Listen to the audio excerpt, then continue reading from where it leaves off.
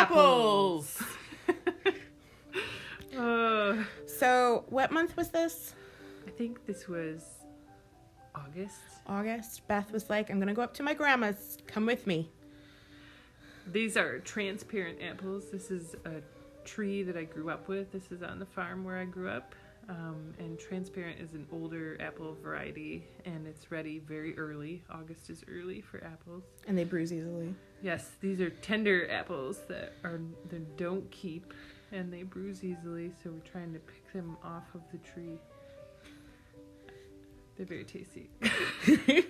What would you compare them to? Are they kind of like a Granny Smith? Are they a little more sweet? They're sweeter than a Granny Smith. Their texture is really good for applesauce. Not super great for eating or baking. They mush rather easily.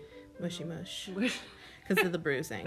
But yeah. But it was fun because we got all the kids out there and we got lots of picking. I got lots of pictures taken and we had a lot of fun.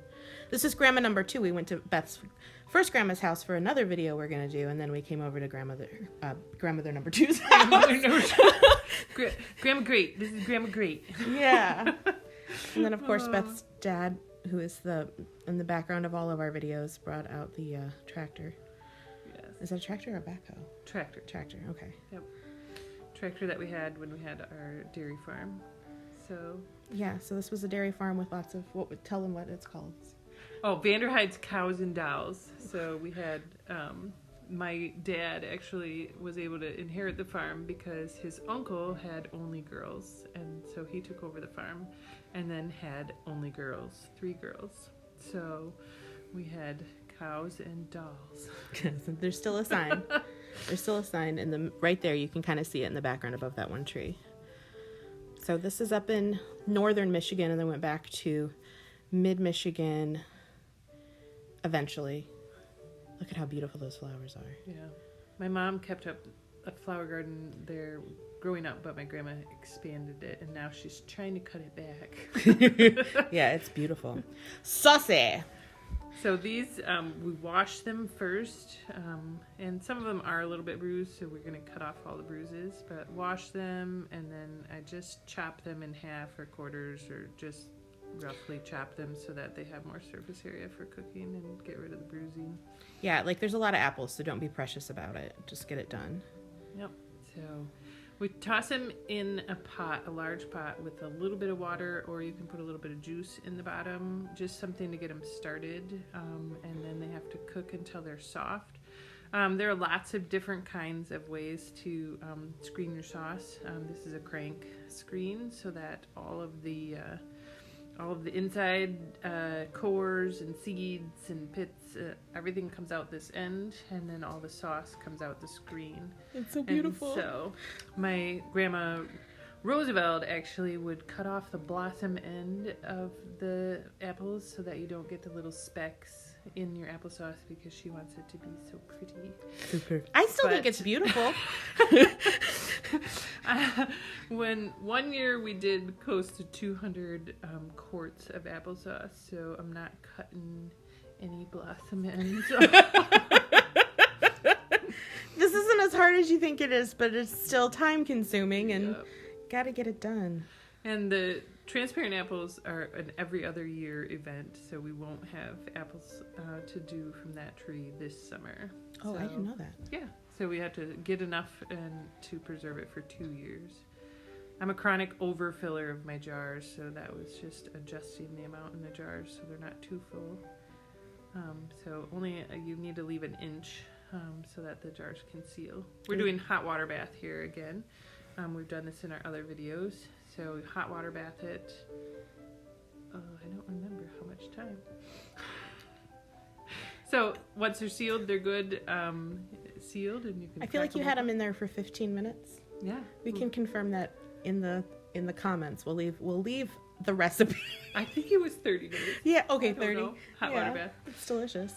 Cidering. So this is another bunch of apples that we gathered from multiple trees. So we have lots of different varieties of apples, and these ones are on trees that have gone a little wild, so they're not super clean or awesome looking, but they still press into great cider.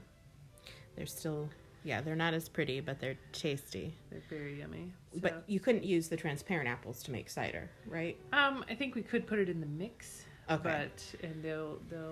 But you want a mix. You want sour apples and sweet apples and lots of different flavors. That makes a balanced cider.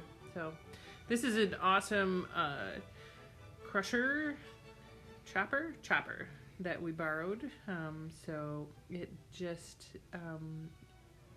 chops the apples into finer pieces so that the juice is going to come out easily. And it's kind of been jerry-rigged. Like, they just figured it out on their own. Hooked it up to an electric drill, so it's amazing. We use this cloth to set the apple mush in. Is it a waxed cloth? Or No, it's just a thick like canvas? a cotton Okay. cloth. It looks waxed because of all the juice. Right. It's been used for many years, and so we're screening out if there's any apple pieces that get through.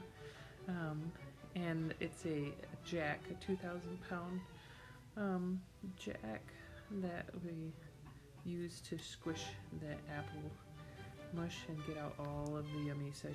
There's Beth's garden in the background. It's so pretty. So this was a all-day process into the evening. Yeah, it got kind of late. So we just keep squishing it all out, and then we're going to mix it together because we had a lot of different apples. You want all the flavors from the different apples to get mixed up together. So You heat it and then mix, or like mixed it and then heated it. Okay. I think that was the process. We heat it to 180 to pasteurize it. That's probably not a necessary step because we've canned it, but if you've ever had apple cider that went bad, you would just want to make sure that you don't experience that again. Yeah, it's horrible. So we rinse our jars, get all the jars. Don't have enough room for a beer. Fill them, and then we're gonna hot water bath the cider. I have also frozen cider before, but then overfilled containers and had frozen cider all over my freezer. So I greatly prefer this way. How would you chop it if you didn't have that? Like, how would you? You'd have to finely chop the apples. They have hand crank choppers, but you have to have some kind of mechanism for getting them pretty finely chopped so you can get all the juice out. And then you press them, so you gotta figure out a press. So yeah, okay. So Water bath. Yep, we're water bathing it. This was just a short water bath to get the jars to seal. You probably could put the hot cider in and put the lids on and they would seal, but I'm about being a little bit cautious. So that was like what? That one was 15 minutes? I think so. Okay, that one was 15 minutes, Yes. and the applesauce was half an hour. Yes. So pretty.